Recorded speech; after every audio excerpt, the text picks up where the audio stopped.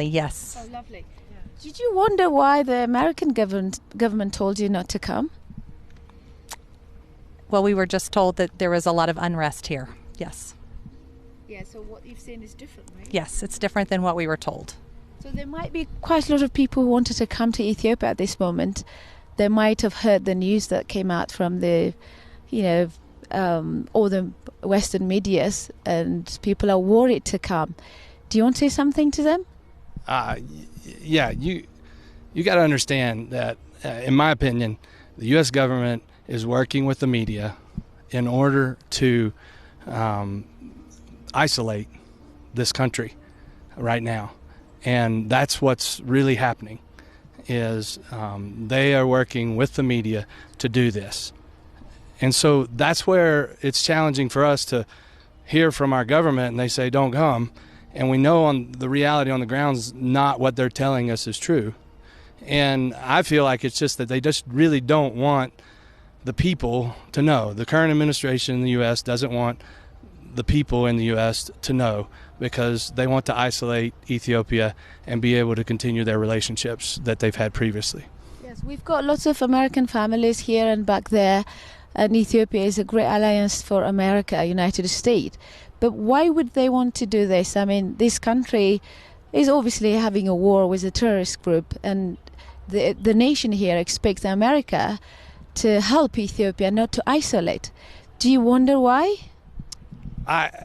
You're always wondering why, but that's the problem.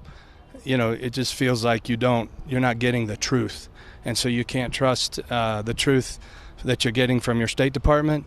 You can't trust the truth that you're getting from international media sources.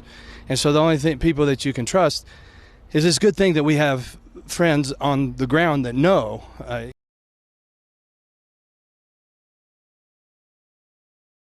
What is your message to Western human rights groups, to President Obama, respect, to lesbian, gay, bisexual and transgender people? Respect African societies and their values. If you don't agree, you just keep quiet. Let's manage our society the way we see. If we are wrong, we shall find out by ourselves. Just the way we don't interfere with yours. Do you personally dislike homosexuals? Of course, they are disgusting. What sort of people are they? How can you go? I never knew what they were doing. That's how I've been told recently that what they do is terrible, disgusting. But I was ready to ignore that if there was proof that that's how he's born, abnormal. But now the proof is not there.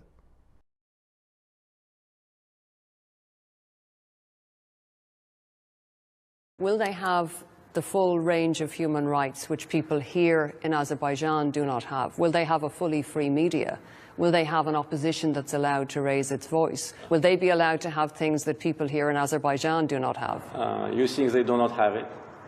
Why do you think that people in Azerbaijan do not have free media and opposition? Because this is what I'm told by independent sources in this country. Which independent sources? Many independent sources. Tell me which. I certainly couldn't name sources. Oh, if you couldn't name, that means that you're just inventing the story. So you're saying the media is not under state control? Not at all. And there is a vibrant, free opposition media? Where do I see this? You can see it in the internet. You can see it everywhere. But not in newspapers? Why? You can see it in newspapers.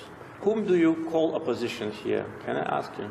Well, is there allowed to be an opposition here? Yeah, it is allowed, of course. I mean, NGOs are the subject of a crackdown. Journalists are the subject of a crackdown. Not at all. Critics are in jail. No, not at all. None of this is true. Absolutely fake.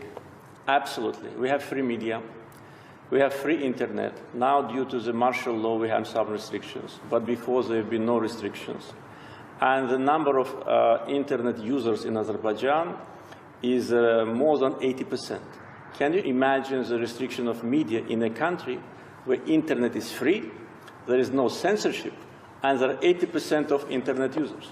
We have millions of people on Facebook. How can you say that we don't have free media? This is, again, a biased approach. This is an attempt to create a perception in Western audience about Azerbaijan.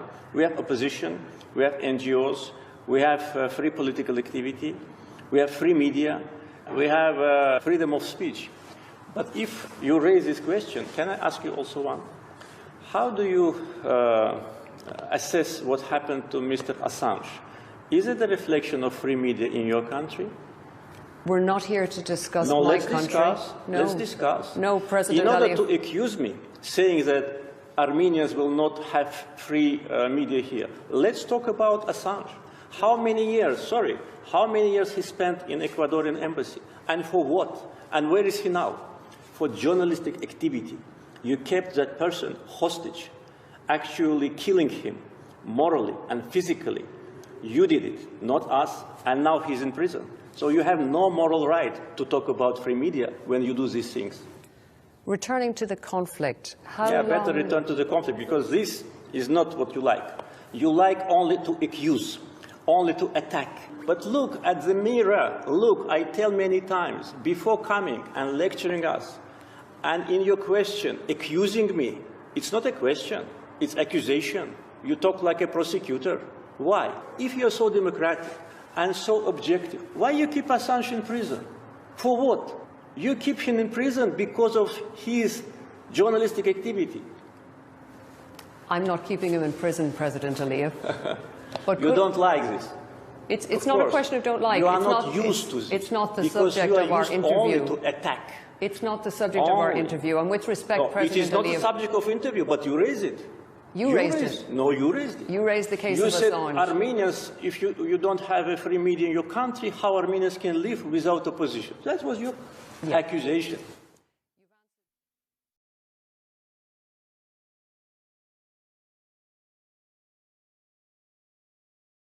My name is Albert.